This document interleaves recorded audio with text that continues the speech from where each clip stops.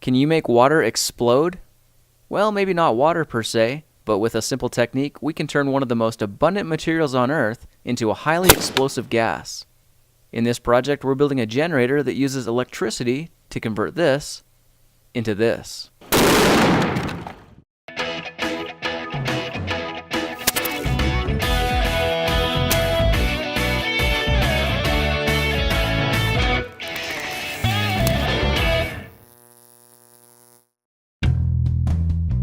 For this project, we're going to need some stainless steel. I'm at a local fabrication company, and not only do they have plenty of scrap metal to choose from, they're even willing to help me cut it to custom sizes. A job that would have taken me hours with a pair of tin snips and a hacksaw only takes a matter of minutes with their equipment. This is 20 gauge stainless steel, and this hydraulic punch is being used to cut precise holes in the tops and bottoms of the plates. When finished, I have 12 plates measuring 3 inches by 6 inches, 4 plates at 1.5 by 6 inches, and 3 1-inch connector bands that are 6 inches, 4.5 inches, and 3.25 inches.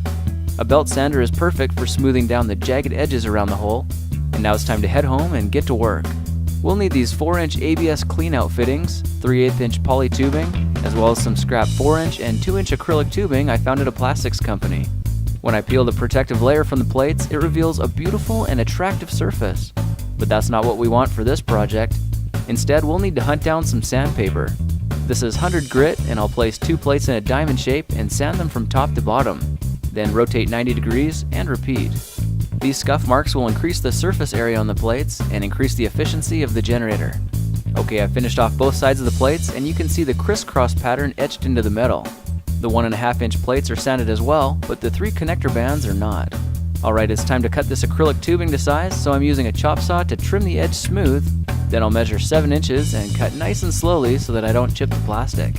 As the blade cuts, the friction also helps heat the plastic, leaving a fairly clear edge.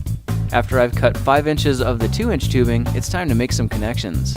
With some gentle persuasion, I've managed to fit the large acrylic tube into the cleanout adapter. But before we push them together, let's add a liberal amount of clear silicone caulking all around the outer base. This will also go on the inside, being very careful not to get any silicone on the threads. Now we can use a rubber hammer to tap the tubing all the way into place and clean up the excess silicone. Paper towel works well, and in a few minutes it's all cleaned up. Now we can flip this over and repeat the process of attaching, caulking this part and this part, tapping into place, and cleaning up the excess. While I'm in the mood for cleaning, I'll use my adhesive remover to assist in cleaning off the UPC stickers, then give everything one final wipe down. I'm going to seal the bottom with a 4-inch ABS cleanout plug and some ABS cement. The gooey black cement is applied to the threads of both parts. Then I'll use this piece of scrap wood from my Solar Scorcher frame project to help screw it in tight. The excess is removed, and we can let it sit here to cure. While that's drying, let's get to work on making the bubbler. I want to attach this 1/4-inch 90-degree elbow to the cap, so when the stickers are removed, I'll grab my 1/2-inch drill bit and a tap. The hole is drilled in the center, then tapped at 18 thread, just before adding pipe tape to the elbow adapter and screwing into place. When that's tight, and I repeated the exact same process with the other cap, I'm happy to see they fit snug on the acrylic tubing. It looks unfinished though, so I'm going to use these top pieces from 2 trap adapters to slide onto the tubing first, and now when I add the cap, they screw together, giving this piece a clean professional look. Okay, now it's time to work on the generator plates. Similar to the bubbler caps, I'm drilling a 1/2-inch hole into the top of the 4-inch cleanout plug. When that's tapped to 18 thread, we can add pipe tape to a 3/8 inch swivel elbow and screw that into place.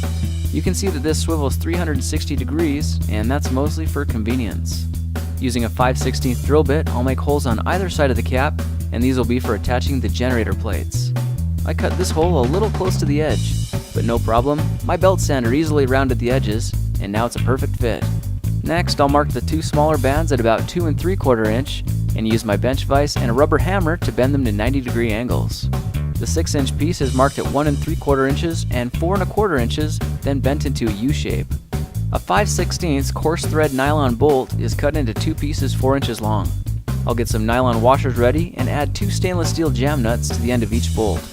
The bolts are fitted with 2 of the connector straps and 1 of the smaller plates, then a plastic washer is added on each bolt. These washers are 3/4 inches in diameter and about 0.06 inches thick. Another 1.5-inch plate is added and secured with a nut on each bolt, and now the big plates can go on.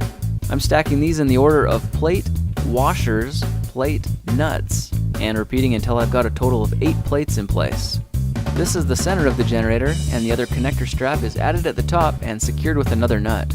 I'll add one more nut to the bottom to compensate for the gap, and then get back to my routine of adding plate, washers, plate, nuts, until I run out of big plates. The 2 smaller plates are added last, and now all we need to do is trim down the bolt ends to about 1/2 inch so we can snap the bottom connector into place, add a nut, and tighten. The other bolt also gets a finishing nut and then is trimmed down, and now we just need to turn the generator around and move these screws so that we can tighten the inner ones. The generator plates are done and looking very nice, so let's connect them up to the 4-inch plug. To do that, I'll add a nut to the 5/16 inch by 2-inch stainless steel bolt and push them through the hole in the right connector strap. This 1/4-inch washer is stainless steel on one side and rubber on the other, and I'll push that down the bolt with the rubber side up. That's all repeated on the left side, and now the cap is placed over the bolts. 2 more washers are added, this time with rubber side down and secured with another nut. Using an Allen wrench, the nut is tightened securely, and then a few more nuts and metal washers are added to the post for convenience. This piece is finished. I'm really happy with it, and when I dry fit it into the casing and screw it into position, I'm starting to get excited. We're going to need a way to secure the bubbler to the side, so using some leftovers from the 2-inch pipe, I'll very carefully cut 2 3/4-inch thick circles, then use a wood 2x4 to hold the piece flat while I trim off the top. What I've done is created a clip for our bubbler, and you can see it clips easily onto the tube and holds it firmly in place. The other circle is cut, and a belt sander used to match the pieces as closely as possible. I've got some leftover acrylic rod from my fire piston project, and I'll cut off 2 pieces about 1.5 inches long. I'll use some acrylic glue to secure the clips to the connector rods, and after 2 minutes, they're firm, but will still take over 2 days to fully cure.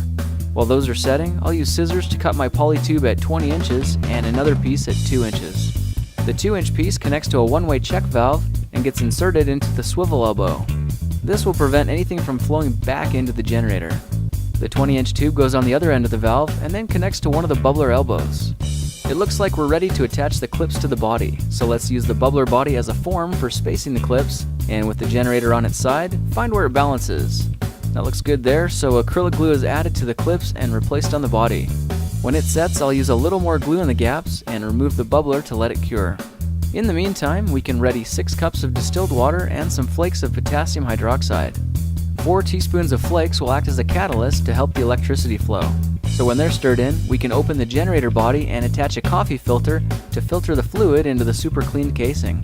The filter is removed and thread tape is added to the cap, then the generator plates are slowly inserted into the solution and screwed in watertight. To finish up, we can remove the top cap from the bubbler, add some water, and screw it back together. The remainder of the poly tube is attached to the bubbler elbow, and there it is, a sexy looking hydroxy generator. This system produces an extremely powerful oxyhydrogen gas. Running on 2 car batteries, it'll make about 5 liters per minute, and when the gas is used, it simply turns back into water. The amount of water already in this system is enough to produce thousands and thousands of liters of fuel. Some people say that this is the fuel of the future. Whether or not that's true, the amount of power in the gas is humbling. Well, there's how to build a simple water-fuel converter. If you like this project, perhaps you'll like some of my others. Check them out at thekingofrandom.com.